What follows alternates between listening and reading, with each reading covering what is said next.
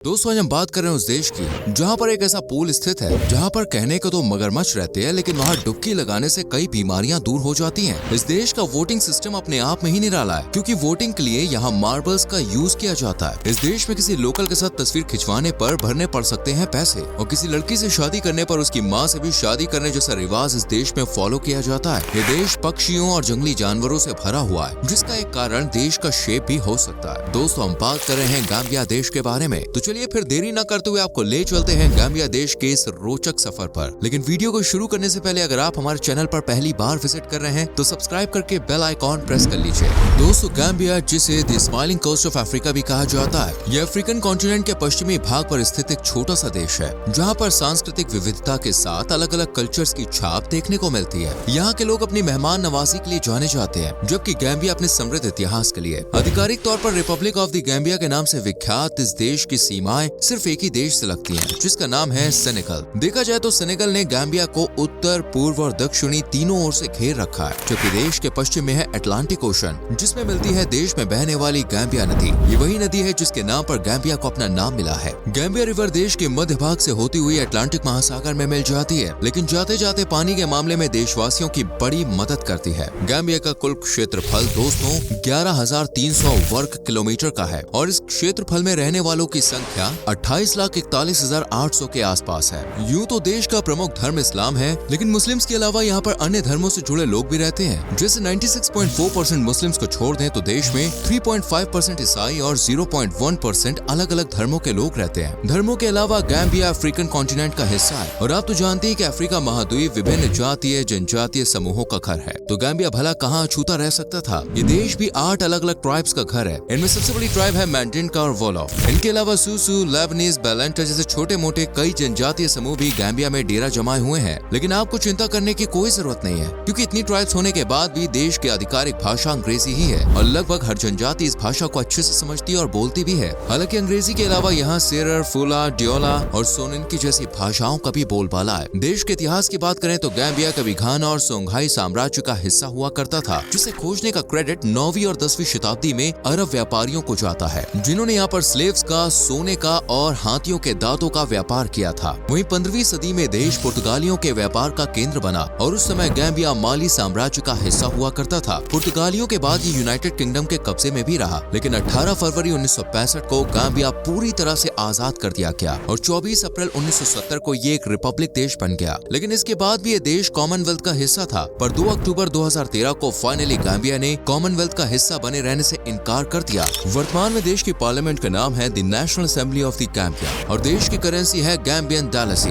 देश की राजधानी है बैंजुल। हालांकि ये देश का सबसे बड़ा शहर नहीं है, क्योंकि देश का सबसे बड़ा शहर तो सिरेकोंटा है। गाम्बिया एक कृषि प्रधान देश है, जहाँ पर ज्यादा लोग एग्रीकल्चर सेक्टर पर ही डिपेंड है। यहाँ पर सबसे ज्यादा उगाई जाने वाली फसल है मूंगफली। इसके अलावा यहाँ बाजरा, ज्वार, आम, मक्का, तिल ये सब भी बहुत ज्यादा मात्रा में उगाए जाते हैं, जबकि चावल भी देश की मुख्य फसलों में ही शुमार होता है। कृषि के अलावा यहाँ लोग मछली पालन भी करते हैं, और इससे भी ज्यादा लोगों का गुजारा हो जाता है। लेकिन कृषि के बाद सबसे ज्यादा इकोनॉमी में सपोर्ट करता है टूरिज्म सेक्टर, क्योंकि देश में हर साल लाखों की संख्या में लोग घूमने के लिए आते हैं। गाम्बिया को दोस्तों पक्षियों का घर या पक्षियों के लिए जन्नत कहें तो ये कहना बिल्कुल भी गलत नहीं होगा, क्योंकि पूरे देश में 600 से भी ज्यादा पक्षियों की प्रजातियां पाई जाती हैं, जिन्हें जंगल, नदी किनारे, बीचेस लगभग हर जगह देखा जा सकता है। इन पक्षियों में गाम्बिया के कुछ खास पक्षी जैसे न्यू वर्ल्ड कोयल, फ्लेमिंगोज, वुडलैंड किंगफिशर और अफ्रीकन जकाना है। सिर्फ पक्षी नहीं बल्कि इस देश में तो जानवर प्रेमियों के लिए भी काफी कुछ है। यहाँ की वाइल्ड लाइफ अफ्रीका के ज्यादातर देशों पर भारी पड़ती है, क्योंकि शहर के जंगलों में हाइनास, व्हाइट बुल, मगरमच्छ जैसे कई जानवर देखने को मिलते हैं। कैचिकली क्रोकोडाइल पूल में जाकर आप मगरमच्छ देख सकते हैं। ये गाम्बिया का एक ऐसा पूल है जहाँ पर 100 से भी ज्यादा मगरमच्छ एक दूसरे के साथ मस्ती करते हुए आपको दिख जाएंगे, तो कभी उठा पटक करते हुए दिख जाएंगे। पूल के बाहर जब धूप सेकने के लिए मगरमच्छों का बाजार सजता है ना, तो देखने वालों की आंखों में भी मगरमच्छ ही मगरमच्छ नजर आते हैं। अगर आपको मेरी बात पे यकीन नहीं तो जाके जरूर देखेगा। लेकिन ऐसा नहीं है कि ये पूल सिर्फ मगरमच्छों के लिए ही फेमस है, बल्कि इसे धार्मिक और सांस्कृतिक रूप से भी गाम्बिया में महत्वपूर्ण माना जाता है। कहते हैं कि पूल एक पवित्र क्षेत्र पर बना हुआ है, और इसके पानी में गंभीर से गंभीर बीमारियों का इलाज करने की शक्ति भी है। हालांकि पानी की क्वालिटी को चेक करना हर किसी के बस की बात नहीं है। गाम्बिया में अगर किसी महिला के बच्चे नहीं होते तो उसे डॉक्टर के पास भेजने की जगह लोग सलाह देते हैं कि कैचिकली क्रोकोडाइल पूल में जाकर डुबकी लगाओ। दरअसल ऐसा माना जाता है कि पूल का पानी पवित्र है, इसलिए अगर कोई महिला उसमें डुबकी लगाती है तो उसे बच्चा होने का सुख प्राप्त हो जाएगा। लेकिन आप खुद सोचिए, मगरमच्छों के बीच डुबकी क्या जान पर नहीं बनाएगी? दोस्तों, किसी भी देश में एक बच्चे या युवा लड़के को पुरुष बनाने का प्रोसेस क्या होता है? अब आप सोच रहे होंगे क्या अजीब सा सवाल है, तो बहुत सवाल से भी ज्यादा अजीब है गाम्बिया, जहाँ किसी भी लड़के को पुरुष बनाने की प्रक्रिया के लिए 11 से 12 साल की उम्र में लड़कों को घर परिवार से दूर एक सुनसान, अकेली, शांत या एकांत जगह पर भेज दिया जाता है, जहाँ पर अकेले रहना, खाना, खुद को जंगली जानवरों से बचाना, ये सब जिम्मेदारी लड़के की ही होती है। और लोग ऐसी उम्मीद करते हैं कि इन मुश्किलों का सामना करके लड़का पुरुष बन जाएगा, यानी कि मैच्योर हो जाएगा। देखा जाए तो ये आत्मनिर्भर बनाने का एक अच्छा रास्ता है, लेकिन थोड़ा डेंजरस भी है। वैसे खतरनाक तो गाम्बिया का जियोग्राफिकल एरिया शेप भी है दोस्तों। जब आप गूगल मैप में गाम्बिया को देखेंगे ना, तो ये आपको दुनिया भर के देशों से अलग एक सांप की तरह नजर आएगा, जिसकी चौड़ाई 50 किलोमीटर की है। गाम्बिया का तापमान गर्मी पसंद लोगों के लिए है दोस्तों, क्योंकि यहाँ का औसतन तापमान 29 से 34 डिग्री सेल्सियस तक रहता है। लेकिन इसके बाद भी देश में बड़ी संख्या में लोग आते हैं, क्योंकि इस देश में देखने के लिए कमाल के पर्यटन स्थल हैं और लोगों की मेहमान नवाजी दवाई हर किसी के दिल को छू ही लेती है। इसके अलावा यहाँ के कुछ अजीब व गरीब नियम है जो हर किसी को हैरान कर देते हैं। जैसे अगर यहाँ पर कोई लड़का किसी लड़की से शादी करता है ना, तो लड़की से शादी करने के बाद उसकी माँ से भी शादी करनी पड़ेगी। हालांकि ये कुछ ही जनजातियों में होता है, लेकिन इस कुप्रथा को अब लगभग हर जनजाति ने मानने से इनकार कर दिया है। खैर, इस देश में माफी मांगने का भी एक अलग ही रिवाज है। पूरे देश में आपको कोला नट नाम का एक बादाम देखने को मिलेगा, जो पूरे गाम्बिया में फेमस है, लेकिन खाने के लिए नहीं बल्कि मांगने के लिए। जी हाँ, असल में इस बादाम को खरीदा ही इसलिए जाता है। मान लीजिए आपको गाम्बिया में किसी व्यक्ति ने कोई काम सौंपा है और उस काम को करते वक्त आपसे कोई गलती हो जाती है, तो आप उस व्यक्ति को यह बादाम देंगे और फिर सॉरी बोलकर माफी मांग लेंगे। यही नहीं दोस्तों, यहाँ तो अगर कोई लड़की भी देखने जाता है ना, तो लड़की वालों के घर भी इन बादामों को लेकर जाते हैं, ताकि अगर लड़की पसंद ना आए तो उन्हें ये बादाम देकर सॉरी बोल सके।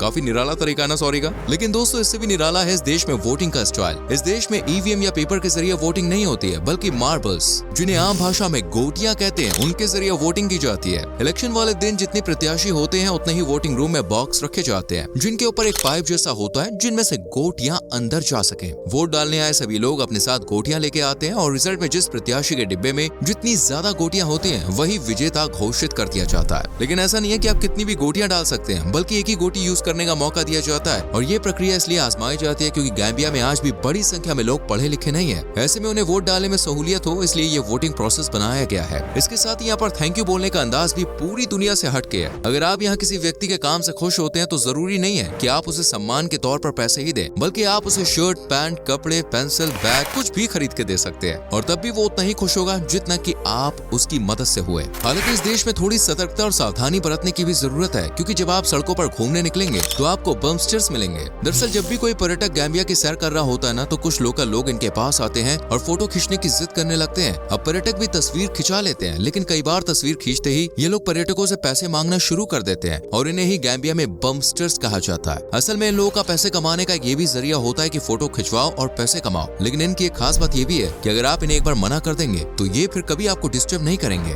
गाम्बिया में घूमने के लिए वैसे तो दोस्तों कई सारी जगहें हैं, लेकिन ऐतिहासिक और सबसे खास जगह है द वेसू स्टोन या स्टोन सर्कल्स। ये गाम्बिया की पवित्र जगहों में से एक है, जहाँ पर लगभग 750 से 1000 ईस्वी में प्राचीन राजाओं और शासकों को दफनाया गया था। यहाँ पर जो पत्थर रखे हुए हैं वो सदियों से जस के तस है, जिनके बारे में ऐसा कहा जाता है कि अगर आप इन्हें हाथ लगाते हैं या छेड़ते हैं, तो आप श्राप के भागीदार बनेंगे। यही कारण है कि आज तक इन पत्थरों को किसी ने छुआ नहीं है। गाम्बिया का कुंचा किंचे आइलैंड, जो कभी दास व्यापार यानी कि स्लेव्स के बिजनेस का केंद्र हुआ करता था, वो आज यूनेस्को की वर्ल्ड हेरिटेज साइट्स में से एक है, जिसे जेम्स आइलैंड भी कहा जाता है। द्वीप का नाम कुंचा किंचे के नाम पर रखा गया, जिन्हें गाम्बिया का फादर कहा जाता है। कहते हैं कि उनका जन्म इसी आइलैंड पर हुआ था। आज यहाँ म्यूजियम ऑफ स्लेवरी मौजूद है, जिसमें अफ्रीकी ट्रांसएटलांटिक स्लेव ट्रेड के दौरान हुई सभी घटनाओं को देखा जा सकता है। चलिए अब आपको दोस्तों गाम्बिया की नेशनल डिश के बारे में बताते हैं, जो आपको इस देश की ही तरह कुछ अलग लग सकती है, क्योंकि गाम्बिया की नेशनल डिश का नाम है दोस्तों डोमोडा, जो मैंडेन का ट्राइब का सबसे पसंदीदा खाना है, जिसे चावल और टमाटो सॉस सहित दूसरी सब्जियों से बनाया जाता है। दोस्तों, इस देश में कई खूबसूरत बीचेस हैं और बीचेस पर मिलते हैं किराए पर पुरुष। दरअसल गाम्बिया की महिलाएं बड़े ही खुले विचारों वाली होती हैं, जो अक्सर जिंदगी का मजा लेने के लिए, जिंदगी को खुलकर जीने के लिए गाम्बिया में ही किराए पर मिलने वाले पुरुषों को एक हफ्ते के लिए हायर करती हैं। वो एक हफ्ते तक इन पुरुषों के संग घूमती हैं, पार्टी करती हैं, मौज मस्ती करती हैं। वेल, अगर आप गाम्बिया जाते हैं तो आप यहाँ बहुत एंजॉय कर सकते हैं, क्योंकि ये जगह घूमने के लिए बहुत बढ़िया है। टूरिस्ट प्लेसेस है, पशु पक्षियों से भरा देश है, और खाने का स्वाद तो है क्या ही कहें इसके बारे में, सबको दीवाना बना देता है। कुल मिलाकर बाकी अफ्रीकन कंट्रीज के मुकाबले गाम्बिया बहुत बढ़िया देश है और काफी सस्ता भी है। अगर आप एक हफ्ते के लिए गाम्बिया जा रहे हैं तो कम से कम 70 से 80 हजार पर पर्सन के लिए ले जाने चाहिए, क्योंकि इतने तो लगेंगे ही लगेंगे, और हो सकता है इससे कम में ही आप गाम्बिया को अच्छे से एक्सप्लोर कर पाएं। उम्मीद है दोस्तों वीडियो और गाम्बिया दोनों ही आपको पसंद आया होगा। कैसा लगा हमें कमेंट करके जरूर बताएं। क्या आप कभी इससे पहले यहाँ पर गए हैं, ये भी बताइएगा। वीडियो को लाइक और शेयर करके चैनल को सब्सक्राइब कीजिए और बेल आइकॉन प्रेस करें, जिससे आने वाली वीडियोस आपसे मिस ना हो। मिलते हैं आपसे अगली वीडियो में। Till then bye bye, take care.